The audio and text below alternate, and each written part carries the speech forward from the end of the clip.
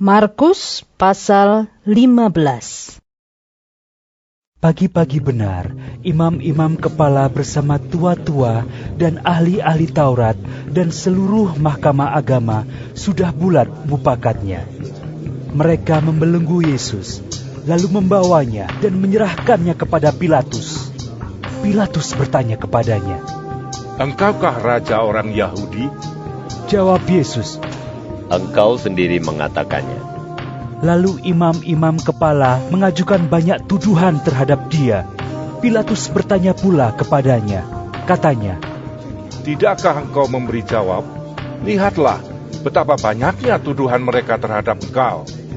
Tetapi Yesus sama sekali tidak menjawab lagi, sehingga Pilatus merasa heran.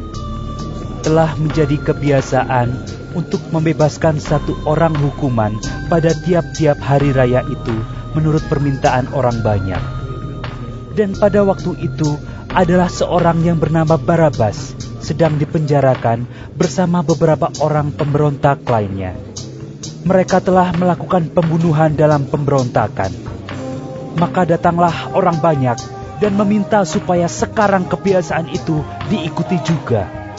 Pilatus menjawab mereka dan bertanya, "Apakah kamu menghendaki supaya kubebaskan raja orang Yahudi ini?" Ia memang mengetahui bahwa imam-imam kepala telah menyerahkan Yesus karena dengki. Tetapi imam-imam kepala menghasut orang banyak untuk meminta supaya Barabaslah yang dibebaskannya bagi mereka. Pilatus sekali lagi menjawab dan bertanya kepada mereka, "Jika begitu, apakah yang harus kuperbuat dengan orang yang kamu sebut raja orang Yahudi ini?" Maka mereka berteriak lagi, katanya, "Salibkanlah dia!" Lalu Pilatus berkata kepada mereka, "Tetapi kejahatan apakah yang telah dilakukannya?" Namun mereka makin keras berteriak. "Salibkanlah dia!" Dan oleh karena Pilatus ingin memuaskan hati orang banyak itu, ia membebaskan Barabas bagi mereka. Tetapi Yesus disesahnya, lalu diserahkannya untuk disalibkan. Kemudian serdadu-serdadu membawa Yesus ke dalam istana, yaitu gedung pengadilan, dan memanggil seluruh pasukan berkumpul. Mereka mengenakan jubah ungu kepadanya, menganyam sebuah mahkota duri, dan menaruhnya di atas kepalanya. Kemudian mereka mulai memberi hormat kepadanya. Katanya, "Salam, hai raja orang Yahudi." mereka memukul kepalanya dengan buluh, dan meludahinya, dan berlutut menyembahnya. Sesudah mengolok-olokkan dia, mereka menanggalkan jubah ungu itu daripadanya, dan mengenakan pula pakaiannya kepadanya. Kemudian Yesus dibawa keluar untuk disalibkan. Pada waktu itu, lewat seorang yang bernama Simon, orang Kirene, ayah Alexander dan Rufus, yang baru datang dari luar kota. Dan orang itu mereka paksa untuk memikul salib Yesus. Mereka membawa Yesus ke tempat yang bernama Golgota, yang berarti tempat tengkorak. Lalu mereka memberi anggur bercampur mur kepadanya. Tetapi ia menolaknya. Kemudian mereka menyalibkan dia. Lalu mereka membagi pakaiannya dengan membuang undi atasnya untuk menentukan bagian masing-masing. Hari jam 9 ketika ia disalibkan, dan alasan mengapa ia dihukum disebut pada tulisan yang terpasang di situ, Raja Orang Yahudi.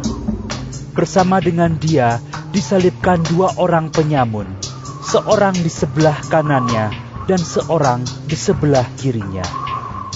Demikian genaplah nas Alkitab yang berbunyi, "Ia akan terhitung di antara orang-orang durhaka."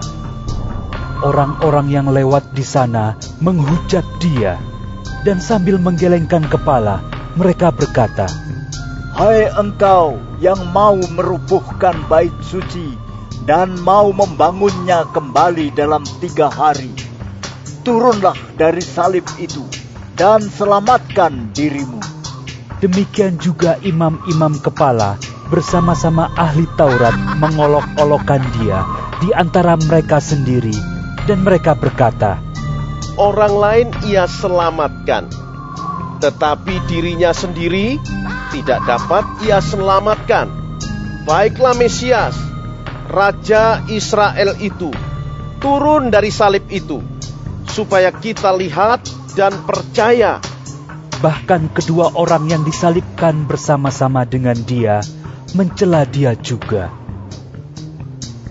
Pada jam 12, kegelapan meliputi seluruh daerah itu dan berlangsung sampai jam 3. Dan pada jam 3 berserulah Yesus dengan suara nyaring, Eloi, Eloi, lama sabachthani, yang berarti, Allahku, Allahku, mengapa engkau meninggalkan aku?